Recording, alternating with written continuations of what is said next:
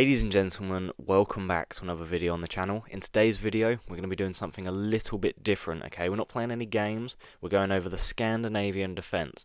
So in the first part of the video, I'm going to be showing you like the theory behind the main line, what moves to play, what order to do them in, how to get an advantage out of the opening.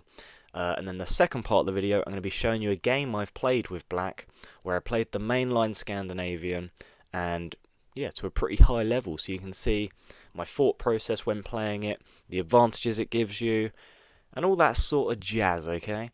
So, what I need you to do is comment down below your favourite opening with black, okay? It might be the Scandinavian, you might be an absolute expert, okay? But just stay on the video anyway, because it's good for my engagement rate, is what I'm going to say. Don't click off, okay? Just have it running in the background if you're a Scandinavian genius, okay? So yeah, like the video, subscribe if you're new, and let's jump straight into the theory. Okay guys, so the Scandinavian starts with white playing e4. Then black plays the move pawn to d5, and you might be thinking, can't they just take? They absolutely can, and that is wonderful for us. We want them to take. Now there are lines like the modern, where you play knight f6, attacking this pawn, and then after a move like knight c3, takes, white would just continue to develop normally, as would black, and yeah, that's basically the modern for you. But we're not playing that today. We are playing the main line where you take knight c3 and queen a5. Now I know this looks a bit mental having your queen on the side of the board, but it does work, trust me.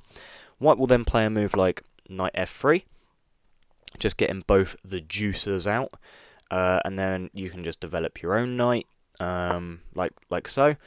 And then white will probably play a move like d4. Now d4 is really important here because it stops you from playing knight c6, because obviously they just push this pawn, and you can't take because after, not after that, sorry, because it's pinned. After here, here, and here, white is just up a knight, so that would not be good. So don't play knight c6 if they push this pawn out to d4, because it won't end well for you. In this position, you can play a move like bishop f5, so it just develops the bishop to a nice square. A lot of people like playing this, but like after this, I'm just not the biggest of fans, to be honest. So I prefer to put the bishop on f5. It's just a nice little square for it. You know, gonna be attacking this pawn. Is my logic, okay? That's my logic behind the move. And then we might get a move like, I don't really know, to be honest, like bishop d2. The reason this is such a scary move is because obviously it's staring down your queen. So this is a really crucial point in the game for black. You have to play this move, pawn to c6. I mean, there are other moves, but it just complicates everything so much. If you want to keep things really simple, just play this move, pawn to c6. Because then if they play a move like this, and you obviously can't just take the free knight because you'd lose the queen, by the way. Just to explain in case anyone doesn't see that. You have to play the move queen to c7. And now you might just be thinking, well, what about takes, and then maybe a check? Well, you just block with the bishop, and now the queen defends, so you can short castle.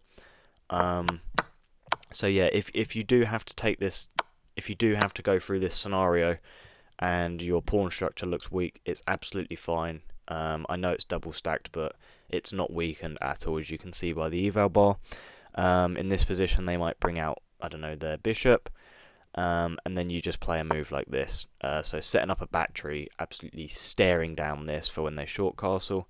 They might give a check, in which case you can either block with a queen or move the king, or can you play this, I wonder? Okay, so it doesn't like that. So if they give this check, after the bishop comes out, make sure you're blocking with the queen, because then obviously after takes, you're fine, and you can just get castled. What else is there to really explore? What other moves are there? I guess if they don't play here, they can just bring their bishop out straight away. Obviously we showed this previously, but much later. And then in this position, you bring your knight here.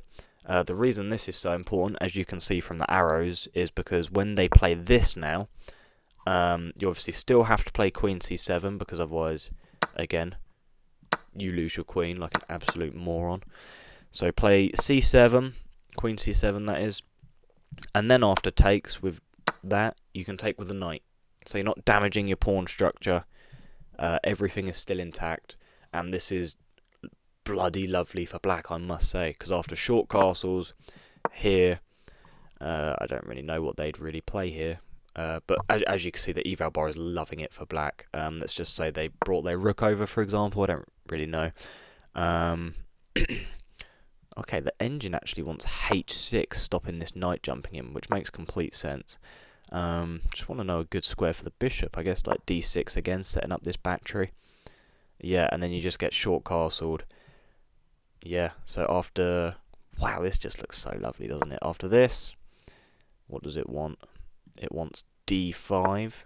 Oh my god, look at this knight, how defended it is. That looks absolutely lovely. They'll play a move like c3, just defending this pawn structure. Obviously short castles.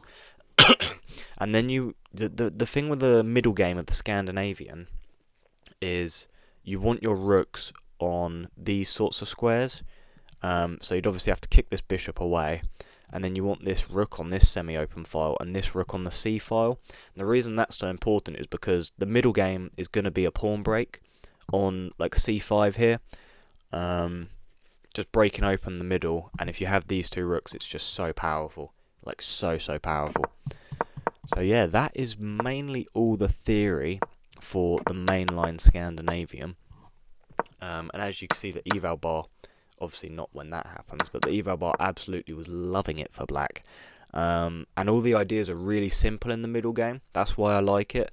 There's no real complex ideas. You just want your rooks in the middle and then a pawn break. And it's relatively easy to play, as you're going to see